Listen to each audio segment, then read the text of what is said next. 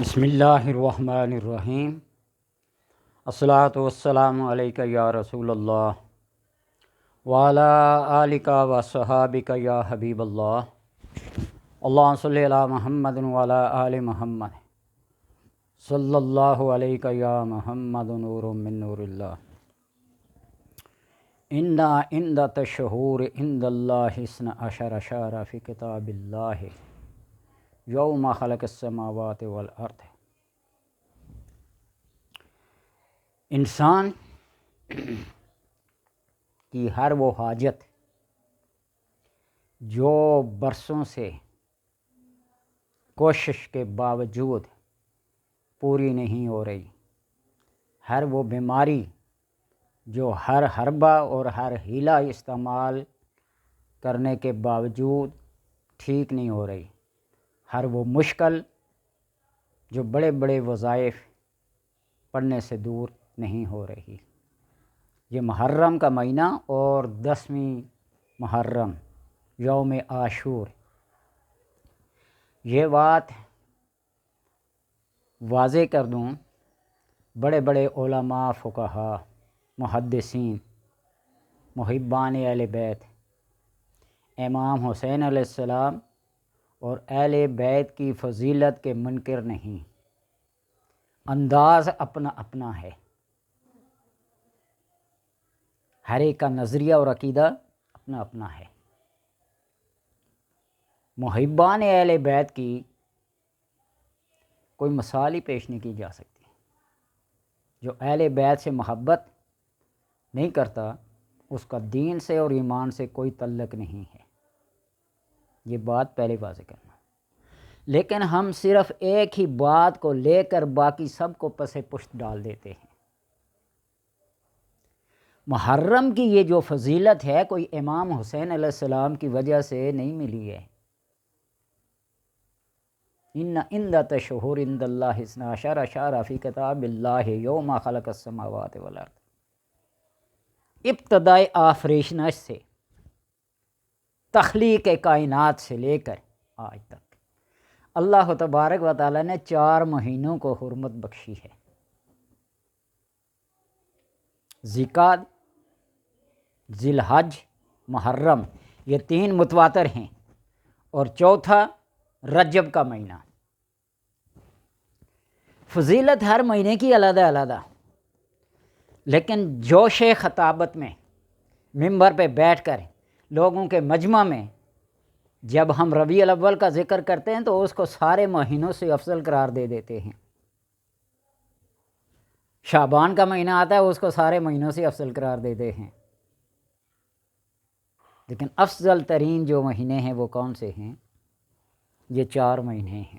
رمضان کی اپنی فضیلت، شعبان کی اپنی، صفر کی اپنی، ربیع الاول کی اپنی فضیلت۔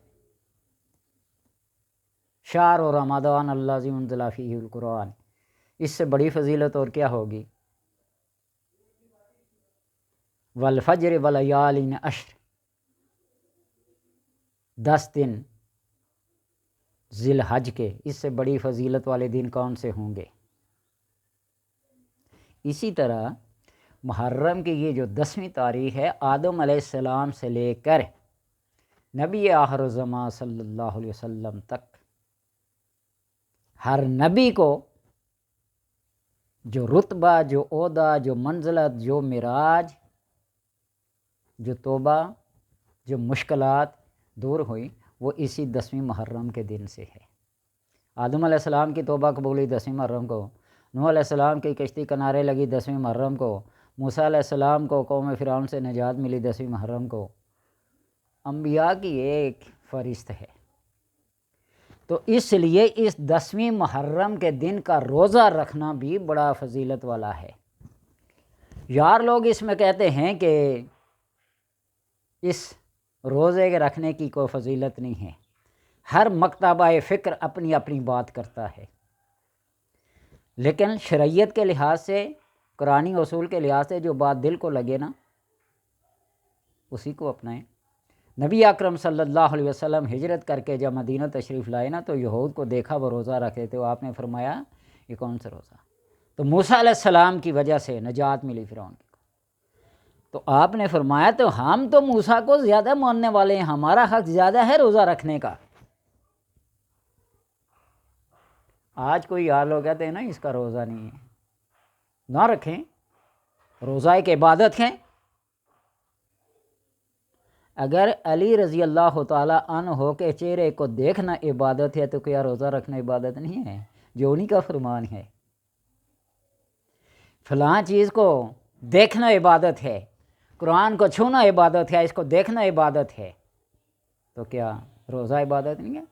جس روزے کے بارے میں اللہ تبارک و تعالیٰ فرماتا ہے الصوم لی، روزہ میرے لیے ہے اور میں ہی اس کی جزا دوں گا۔ جو فرضی روزہ اور نفلی روزہ جو بھی ہو اللہ کی رضا کی خاطر جو رکھا جاتا ہے نا، اس کی بڑی فضیلت ہے، بڑی اہمیت ہے۔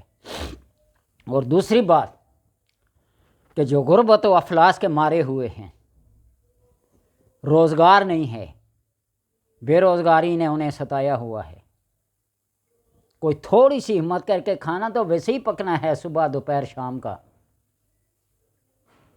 تو اس کھانے میں اپنے اہل و عیال کے لیے اچھی سے اچھی چیز کا اہتمام کریں۔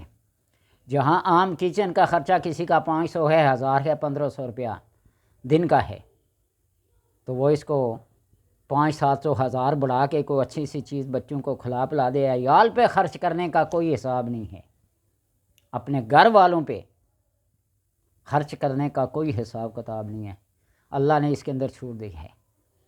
اور دوسری بات یہ ہے کہ دسترخوان پر جتنی دیر بیٹھے رہو گے، جہاں 10 منٹ لگتے ہیں نا کھانا کھانے میں، آپ آدھا گھنٹہ دسترخوان پہ آستے آستے آستے کھاتے رہیں، اس وقت کا اور اس کھانے کا کوئی حساب نہیں ہوگا، خیر و برکت ہوگی۔ ایسے اعمال جو ہمیں مفت میں ملتے ہیں ان کو کریں تو اللہ تبارک و تعالی خیر و برکت عطا فرماتا ہے۔ اور اس کو کسی ایک مکتبہ فکر کے بندے کی بات کو سن کے ایسی عبادات کو اگر چھوڑ دیں تو یہ ذی شعور بندے کا کام نہیں ہے۔ اللہ تبارک و تعالیٰ نے شعور دیا ہے، یہ قرآن حضرت عمر رضی اللہ تعالیٰ عنہ نے کہا نہیں تھا حسبنا کتاب اللہ، ہمارے لیے اللہ کی کتاب ہی کافی ہے۔ اور کتاب اللہ کے بعد حدیث رسول صلی اللہ علیہ وسلم کا نمبر ہے، اور اس میں بھی راویوں کی وجہ سے آج کے علماء نے اختلافات کی برمار کر دی ہے۔ ایک ہی حدیث کے بارے میں اپنے اپنے گروہ کے علماء اس حدیث کو کوئی منکر کہتے ہیں، کوئی ضعیف کہتے ہیں، کوئی موضوع کہتے ہیں، کوئی کچھ کہتے ہیں، کوئی کچھ کہتے ہیں۔ اور آج کل سوشل میڈیا پہ ایک حدیث بڑی جعلی حدیث، اور بھائی حدیث بھی اور جعلی بھی ہو، اس کو کیا کم از کم یہ الفاظ کہتے ہوئے شرم آنی چاہیے۔ اگر میرے بعد کوئی نبی ہوتا تو عمر ہوتا، یار لوگ کہتے ہیں یہ جعلی حدیث ہے، پھر صحیح تو ہمیں بتا دو کیا ہے اس میں۔ تو اس لیے جہاں راویوں کی بات آتی ہے نا، علامہ ترمذی صاحب کو چھوڑ کہتے ہیں یہ حسن صحیح ہے، یہ ضعیف ہے، یہ منکر ہے، بخاری صاحب کو چھوڑ کہیں گے، مسلم صاحب کو اور کہیں گے، انہوں نے کہہ دیا جو کہہ دیا، انہوں نے لکھ لیا جو لکھ لیا۔ لیکن آج کے دور کے علماء کو یہ سوچنا چاہیے، کیا تم پاس بیٹھے ہوئے تھے، ان کے درس میں شامل تھے، یا یہ اپنے ذہن کی تمہاری اختراع ہے؟ اپنے مقصد کے لیے کوئی چیز ثابت کرنی ہو تو بس ایک لفظ سے ثابت کر دیں گے۔ میلاد کے موضوع بھی کہ ایک ہیں حدیث ہیں، صحابہ کی مجلس بیٹھی ہوئی تھی، کن نجلس ہو، آپ صلی اللہ علیہ وسلم کا گزر ہوا تو کیا کر رہے؟ آپ صلی اللہ علیہ وسلم کی فضیلت کا، انبیاء کی فضیلت کا تذکرہ کر رہے ہیں، میلاد ہی سے ثابت کر دیں گے۔ علی رضی اللہ تعالیٰ عنہ کی فضیلت کو ثابت کرنا تو کوئی حدیث سے ثابت کر دیں گے، ابو بکر کے فضیلت کو گھٹانا ہو تو کسی حدیث سے ثابت کر لیں گے۔ راویوں پہ نہ جائیں، اس حدیث کو دیکھیں کہ حدیث کیا کہہ رہی ہے۔ آج کے علماء اس فتنے کے دور میں انسان کے ذہن کو منتشر کر رہے۔